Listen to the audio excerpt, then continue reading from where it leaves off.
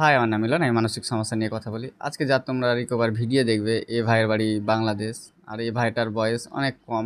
তো অল্প বয়সে তার এই সমস্যা, বাট অল্প দিনেও সে আবার রিকভার করেছে। তো টোটাল গল্প যদি তার শোনো, আশা করি অনেকটা ভালো লাগবে।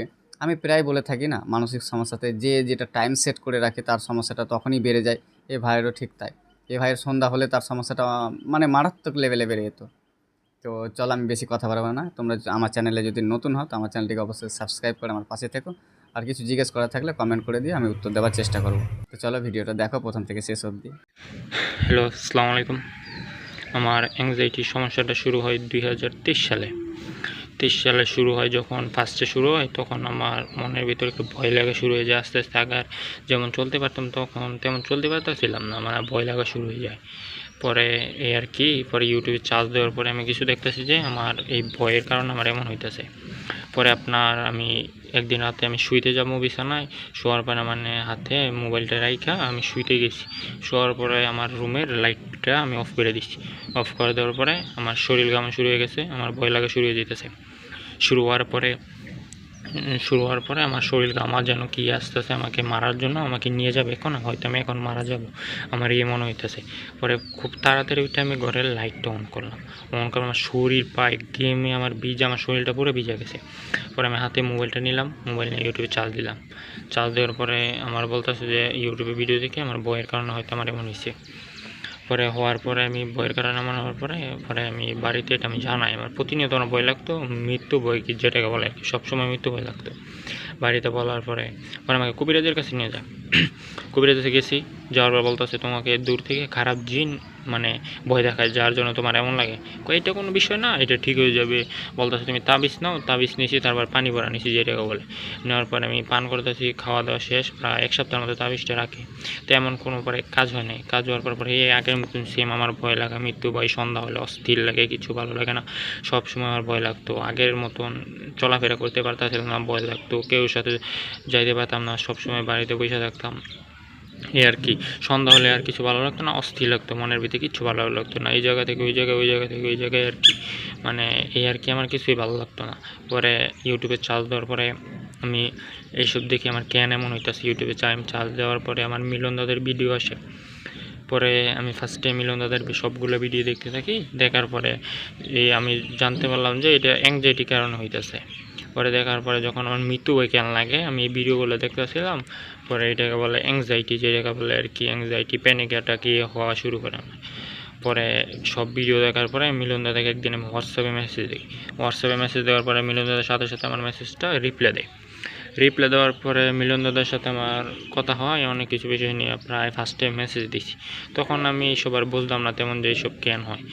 পরে মিলন দাদাকে মেসেজ দেওয়ার পরে বলতেছে তুমি আমার ইউটিউবে ভিডিওগুলো দেখো, দেখার পরে দেখো তুমি আস্তে আস্তে রিকভারির দিকে হয়ে যাবে। কিন্তু তাও আমার কাজ হইতেছিল না। পরে মিলন দাদাকে প্রায় 7 থেকে 8 মাস পরে আমি আবার মেসেজ দিই। মেসেজ দেওয়ার পরে মিলন দাদাকে আমি বলতেছি যে দাদা আমি কাউন্সিলিং করাবো তোমার কাছ থেকে, কীভাবে করতে হয় বলো। পরে আমি বলার পরে মিলন দাদা আমাকে বলছি এই করো তুমি। এই করার পরে আমি কাউন্সিলিংয়ে যুক্ত হই। যুক্ত হওয়ার পরে দাদা আমাকে একটা রুটিন দেয়।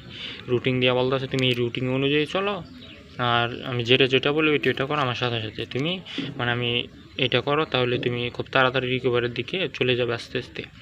আমি বলতেছে এই আর কি। এইসব বলার পরে মিলন দাদার কাছে আমি কাউন্সিলিংয়ে যুক্ত হওয়ার পরে সব কিছু আমি ফলো শুরু করে দিতে থাকি। পরে মিলন দাদার কাছ থেকে কাউন্সিলিংয়ের পরে যখনই আমি মানে কোনো সমস্যা হতো, আমি মিলন দাদাকে কল দিতাম। মিলন দাদাকে বলতাম যে দাদা আমার এই সমস্যা হইতেছে, আমার এমন এমন লাগতেছে এই আর কি। পরে মিলন দাদা বলতেছে এইসব কিছুই না, তুমি ভরসা রাখো নিজের উপরে, যে তুমি সুস্থ হয়ে যাবে এই আর কি। সবসময় যখনই আমার সন্ধ্যা হলে খারাপ লাগবে, আমার এই সমস্যাটা বেশি শুরু হইতো সন্ধ্যা হলে বিরক্ত লাগতো, মানে ভয় লাগতো আর কি, অনেক ভয় লাগতো তোমার।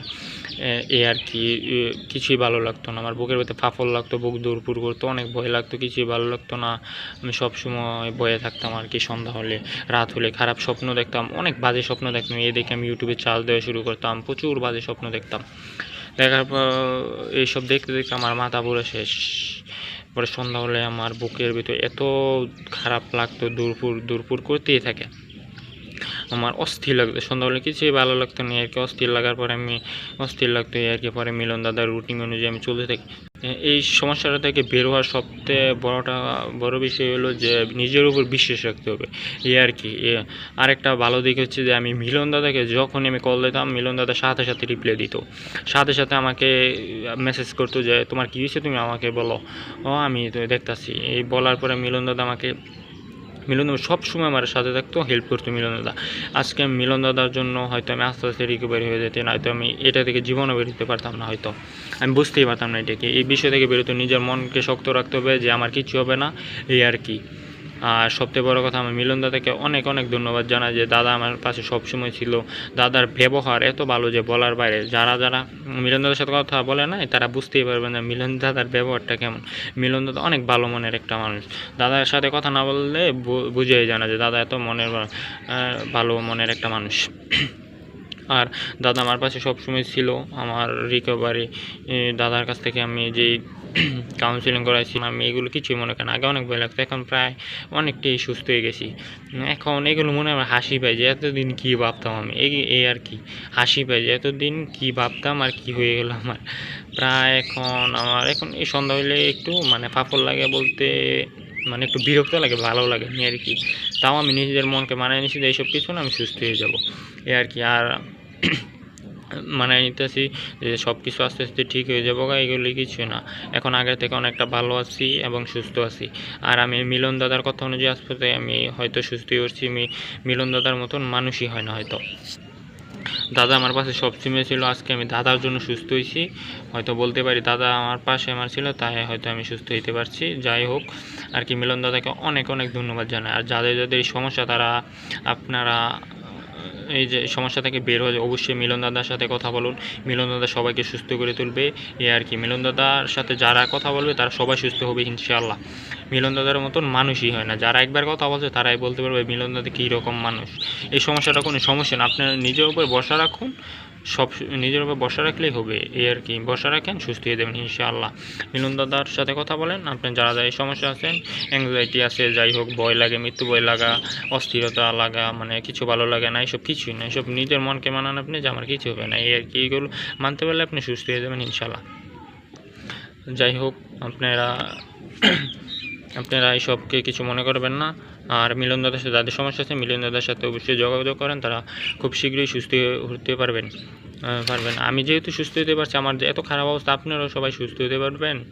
আমার যেমন অবস্থা ছিল বলার বাইরে, আমার কিছুই ভালো লাগতো না। সন্ধ্যা হলে, রাত হলে আমার সবচেয়ে বেশি খারাপ লাগে।